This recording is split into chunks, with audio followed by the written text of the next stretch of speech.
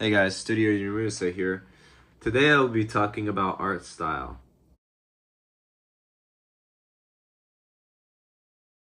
And art style is sort of a topic that's been circled a lot, but I think that a lot of people are missing something that's really crucial about it, which is um, how it develops, right?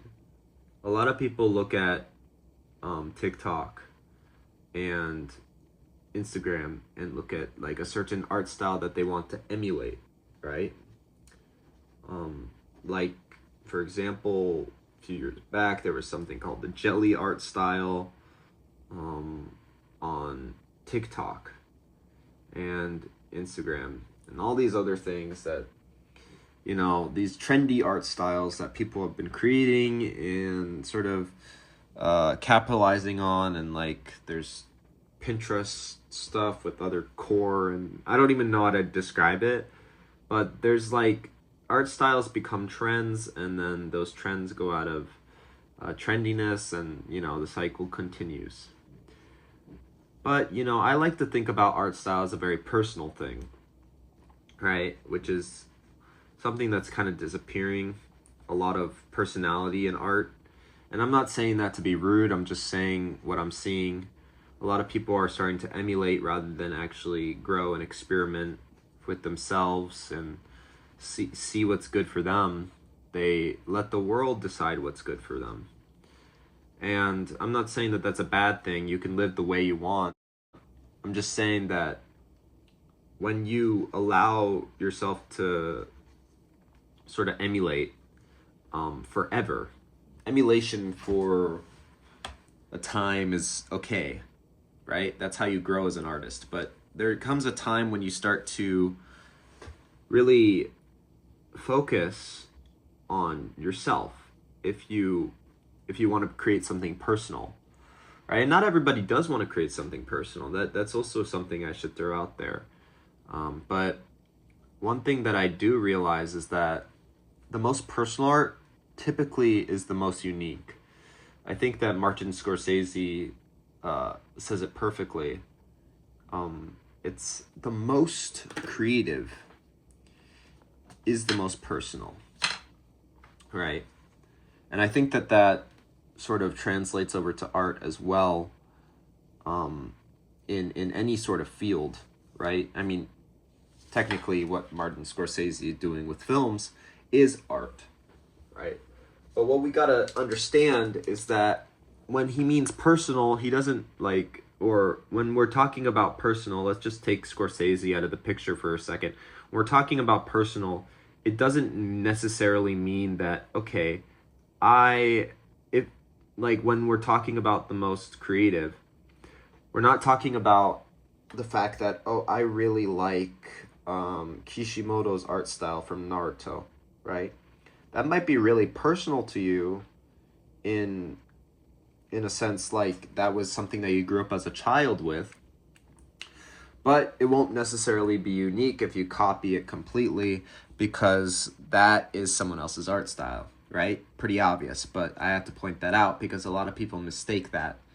um, what I will say is that things that attract you, so getting inspiration from music, media, film, art, fine art, even shapes in nature, like all these things, like things that influence you, right? They will start to, if you allow them to appear in your art, your stuff will start to become more personal, right? Things that you really like, just techniques that admire, like you're inspired by, or just certain things, like, and don't allow yourself to be like enthralled and sort of like obsessed with the trends. The trends are what kill the art, I think. I think that the trends, of course, you want to know how to make good art. So, like fundamentals and everything, that's never trends. That's just like learning how to do the basics. But I feel like um, with art, it's really, really important that you just focus on what you want, right? don't allow other outside influences, if they are not serving you, to be a part of your art.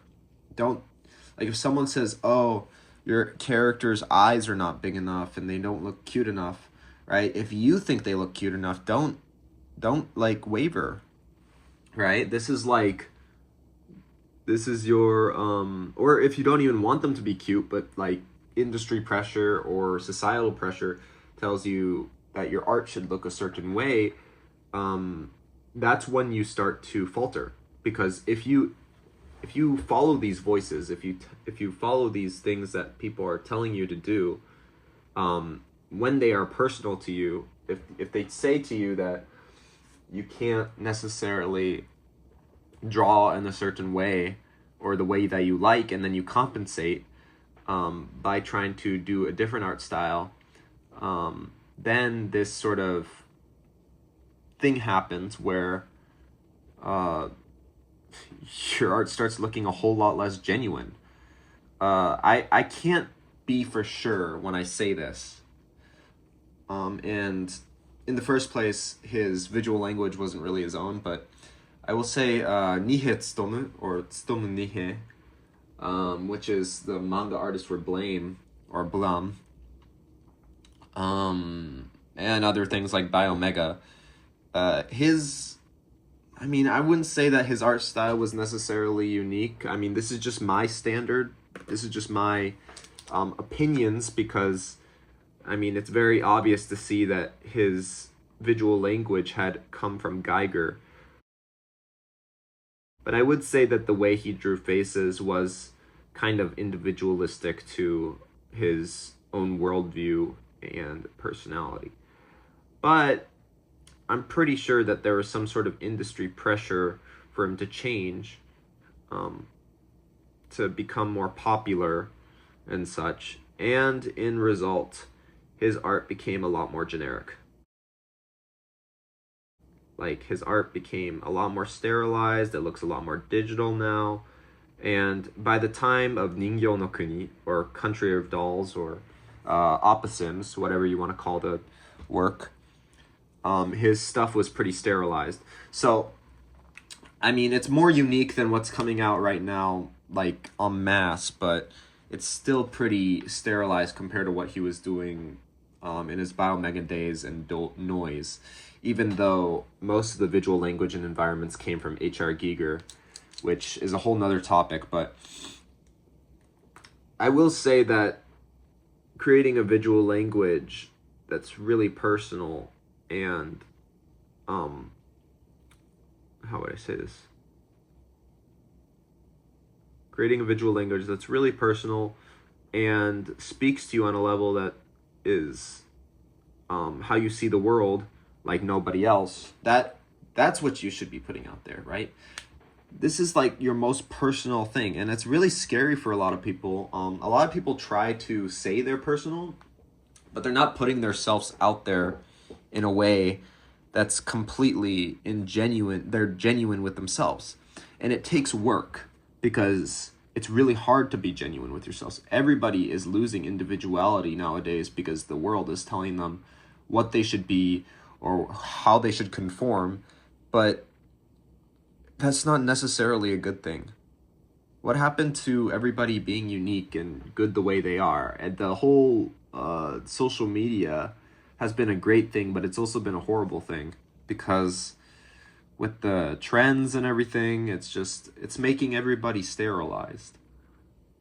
Like, a lot of people don't have a sort of unique fashion sense anymore, necessarily like values that they can call their own, that they've developed for themselves. It's getting really bad. And I will say that art is the same way. But if you can rise above the noise, if you can start doing what you like, not doing trendy things, you will be more genuine than most artists. Because it's not really their fault, but it's sort of, we're trained to appeal to the system. And I feel like that's really bad. I feel like we should be more individualistic. We should be more unique to what we view the world as. And that looks different for everybody. But I think that that's really important to show different views, because we're all different, really. But in reality, there's this illusion that we're not. There's a reality, like in the reality, there's this illusion of normal. But really, normal doesn't exist.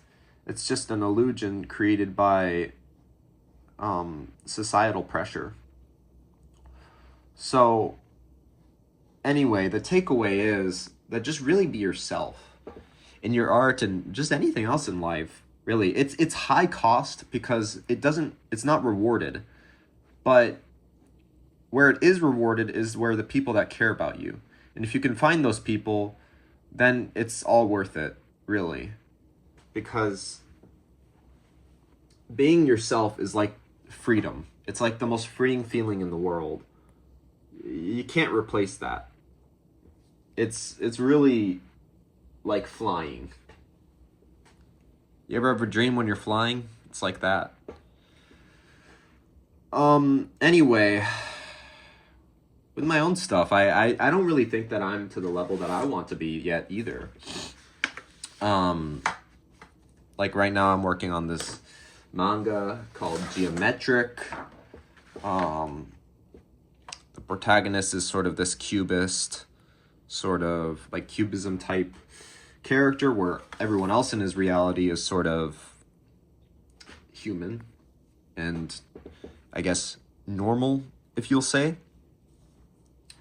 But I just don't think it's completely genuine yet.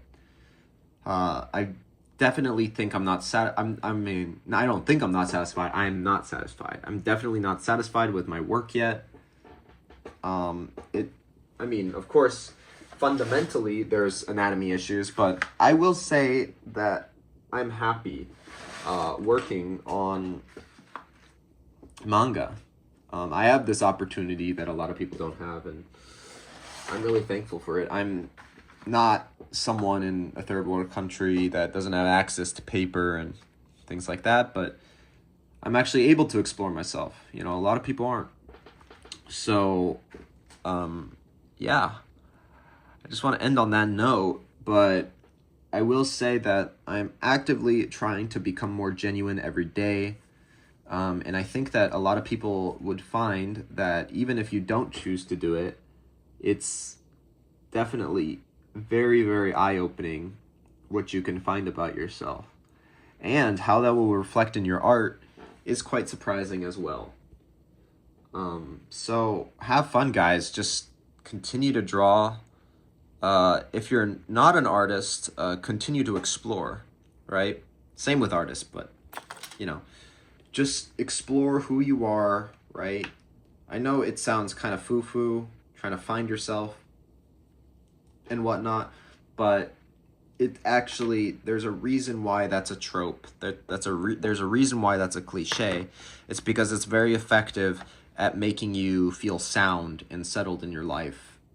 There's sort of a lack of that nowadays. I feel like if everybody was more themselves, I feel like a lot of people would be less angry. But that's all I'm gonna end it on. All right, guys. Studio Yumirse here, signing out.